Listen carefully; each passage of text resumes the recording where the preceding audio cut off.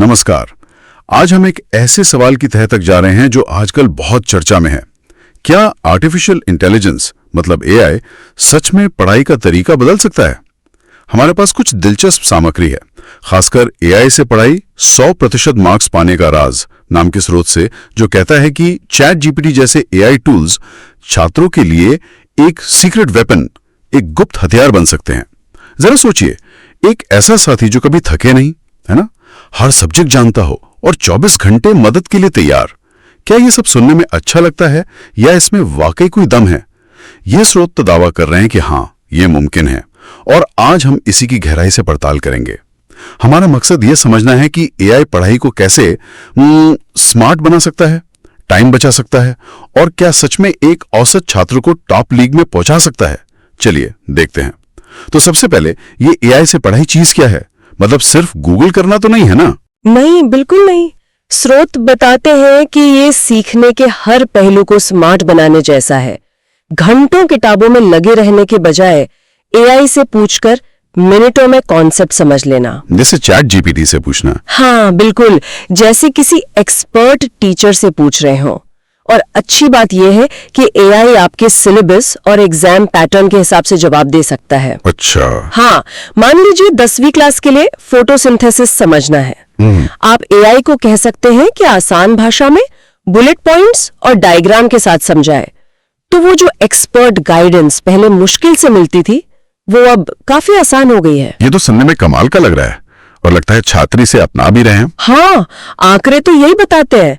एक रिपोर्ट के मुताबिक अमेरिका, जापान और भारत में करीब 75% छात्र रोज पढ़ाई में चैट जीपीटी यूज कर रहे हैं। 75%? ये तो बहुत बड़ा नंबर है। बिल्कुल, और आरव की कहानी तो है ही। एक छात्र जो मैथ्स में थोड़ा कमजोर था, हाँ, मैंने पढ़ा उसके बारे में। उसने चैट जीपीटी से अपने डाउट्स क्लियर किए, प्रैक्टिस की और बोर्ड्स में 96.3% ले आया। अरे वाह! उसने कहा भी कि चैट जीपीटी एक सच्चा मेंटर है जो कभी डांटता नहीं। और ये बात अहम है, बिना डांटे, बिना थके एआई आपकी पर्सनल शंकाओं को दूर करता है। इससे छात्र का कॉन्फिडेंस बढ़ता है और वो खुद सीखने के लिए मोटिवेट होता है। हिचकिचाहट खत्म हो जाती है ना, जो शायद क्लास में पूछने में होती। एग्जैक्टली, वो डर निकल जाता है। अच्छा, एक और बड़ा दावा है इन सोर्सेज में कि 10 घंटे की पढ़ाई 3 घंटे में हो सकती है।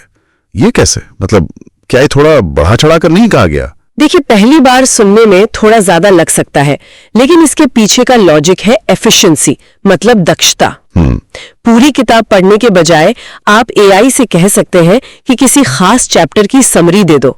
मान लीजिए क्लास 12 बायोलॉजी चैप्टर 5 की, या फिर उस चैप्टर से प्रैक्टिस के लिए 10 MCQs बना दो। अच्छा, मतलब टारगेटेड स्टडी। हाँ, बिल्कुल। या कोई मुश्किल कॉन्सेप्ट है जैसे ऑस्मोसिस, आप एआई को कह सकते हैं कि इसे एकदम आसान भाषा में समझाओ, जैसे किसी 5 साल के बच्चे को समझाना हो। उदाहरण के साथ? हाँ, उदाहरणों और सरल उपमाओं के साथ। तो इससे समय बचता है, और उस बचे हुए समय को आप रिवीजन में या किसी और एक्टिविटी में लगा सकते हैं। ये इंफॉर्मेशन ओवरलोड से भी बचाता है, यानी रटने की बजाय समझने पर ज्यादा जोर। बिल्कुल। और गहरी समझ के लिए वक्त मिलता है। क्या इसका कोई वैज्ञानिक आधार भी है? मतलब रिसर्च क्या कहती है इस बारे में? स्रोत स्टैनफोर्ड यूनिवर्सिटी की बात करते हैं। हाँ, वहां एक रिसर्च हुई, वो कहती है कि जो छात्र एआई की मदद से एक्टिव रिकॉल करते हैं, मतलब पढ़ी हुई चीज को याद करने की कोशिश करते हैं और लगातार प्रैक्टिस करते हैं, उनकी रिटेंशन रेट यानी जानकारी को याद रखने की क्षमता 68% तक ज्यादा होती है उन छात्रों के मुकाबले जो ऐसा नहीं करते। 68%? ये तो बहुत बड़ा अंतर है। क्योंकि एआई से बार बार पूछने पर, अलग अलग तरीकों से पूछने पर वो जानकारी दिमाग में पक्की होती जाती है। हमारा दिमाग दोहराव और स्पष्टीकरण से सीखता है, और एआई सीखने वाले की जरूरत और भाषा के हिसाब से ढल जाता है। तो अगर कोई छात्र एआई से पढ़ना शुरू करना चाहे तो कैसे करे? क्या स्टेप्स हैं? स्रोत कुछ सिंपल स्टेप्स बताते हैं।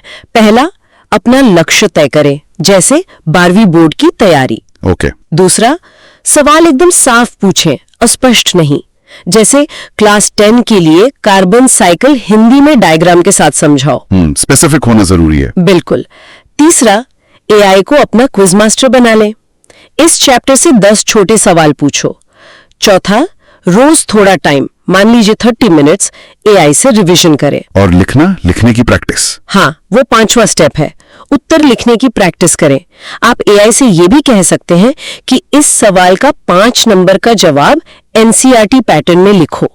फीडबैक भी मांग सकते हैं। आपने कहा कि साफ सवाल पूछना जरूरी है, मतलब प्रॉम्प्ट इंजीनियरिंग। हाँ, आप कह सकते हैं सही प्रॉम्प्ट या सवाल तैयार करना बहुत जरूरी है।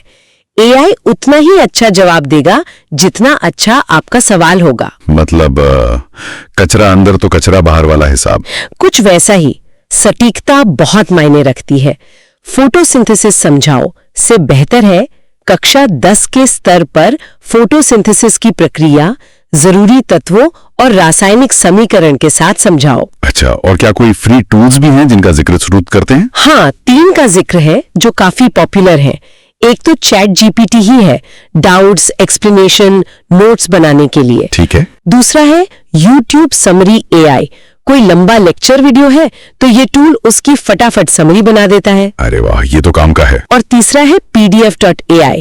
अगर आपके पास कोई किताब या नोट्स पीडीएफ में है तो आप उस पीडीएफ से सीधे सवाल पूछ सकते हैं।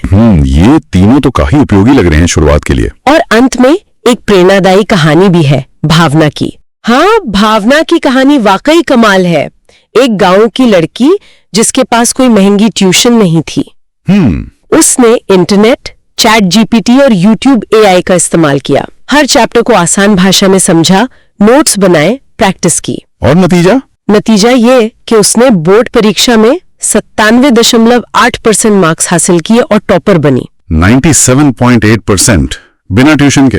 हाँ, सिर्फ एआई और अपनी मेहनत से। तो ये कहानी दिखाती है कि अब बहाने शायद उतने नहीं चलेंगे कि पैसे नहीं है या अच्छे टीचर नहीं है। सही बात है। एआई के साथ बस सच्चा इरादा और स्मार्ट मेहनत चाहिए। तो कुल मिलाकर हमने देखा कि एआई अगर सही ढंग से और लगन से इस्तेमाल किया जाए तो पढ़ाई में एक बहुत शक्तिशाली मददगार साबित हो सकता है। ये जानकारी को आसान बनाता है और सीखने के नए दरवाजे खोलता है। बिल्कुल, ये सीखने को ज्यादा पर्सनल और असरदार बना सकता है। और जाते जाते एक सवाल सबके सोचने के लिए छोड़ जाते हैं। जब एआई हमें इतनी आसानी से जवाब दे सकता है तो आने वाले समय में हमारे लिए सही सवाल पूछने की कला कितनी ज्यादा जरूरी हो जाएगी। ये बहुत अहम सवाल है।